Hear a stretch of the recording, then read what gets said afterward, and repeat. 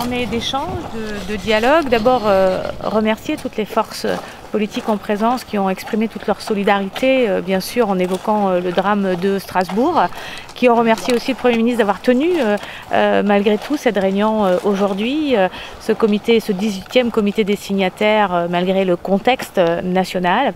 Ça a été un grand moment de dialogue autour, bien sûr, du bilan du référendum, mais aussi d'ouvrir des perspectives, de fixer la date, bien sûr, des prochaines élections provinciales, qui est fixée au 12 mai. Au 12 mai prochain, et puis de se donner aussi des perspectives sur un dialogue qui pourra reprendre après ces provinciales. Alors un dialogue qui sera porté sur quoi ?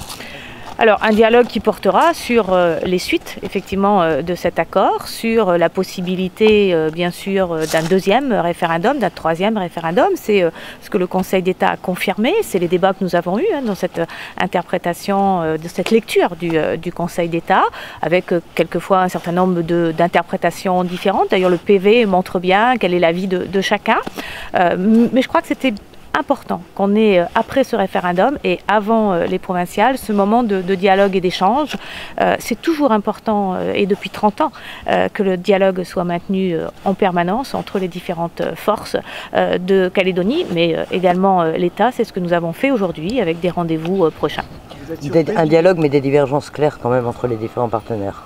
Bien, il y a notamment effectivement sur l'avis du Conseil d'État des positions différentes sur la lecture effectivement de la fin de l'accord qui a 20 ans, de la manière dont les référendums peuvent se passer, le temps qui est donné, mais aussi d'autres proposant effectivement que après les provinciales nous puissions aussi travailler, pourquoi pas une vision différente ou à travailler sur un nouvel accord si c'était partagé. Vous avez regretté l'absence de l'Union calédonienne pour les questions économiques et sociales? Il avait été décidé d'évoquer cet après-midi les questions économiques et sociales. C'est un point de l'accord de Nouméa. D'ailleurs, c'est le point 4. Et je crois qu'on a porté beaucoup d'attention au volet institutionnel, et c'était normal, mais qu'il y a aussi le volet économique et social. Vous savez, dès mon premier déplacement en Calédonie, je l'avais dit devant les jeunes, qu'il y avait une réflexion à avoir sur le modèle économique de la Calédonie, à travers effectivement le nickel, sujet que nous avons abordé, mais plus largement sur la diversité et la diversification économique du territoire. Et on a parlé de ce modèle économique qui doit être sans doute encore plus égalitaire et plus inclusif en Calédonie. Ce sera des discussions que nous pourrons continuer avec un certain nombre de réponses apportées là sur les questions de jeunesse. Après les assises, on va mettre un certain nombre de programmes en place, c'est normal, des réponses que je me suis engagée à apporter.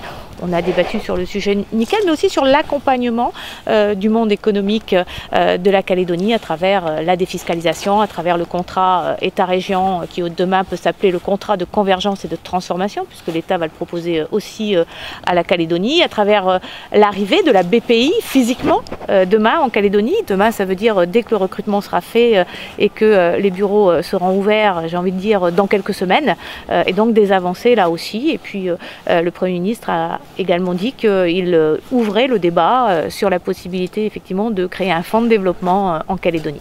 Des avancées qui étaient souhaitées justement par les acteurs économiques. Oui, mais les acteurs économiques, mais plus largement, je le rappelle, c'est pas l'État qui revient éventuellement sur des compétences, c'est pas du tout la question, c'est un point 4 de l'accord de Nouméa. L'accord de Nouméa, c'est un accord qui parle effectivement des institutions, mais aussi, et c'est normal, du développement économique et social du territoire. Sur la question de la SLN, est-ce que vous avez pu échanger? Oui, on a échangé aussi, tout le monde est d'accord de se dire qu'il y a un travail complémentaire qu'il faut faire, il faut une attention particulière sur ce projet, parce qu'il a besoin aujourd'hui, là aussi, d'un nouveau modèle économique pour pouvoir effectivement survivre.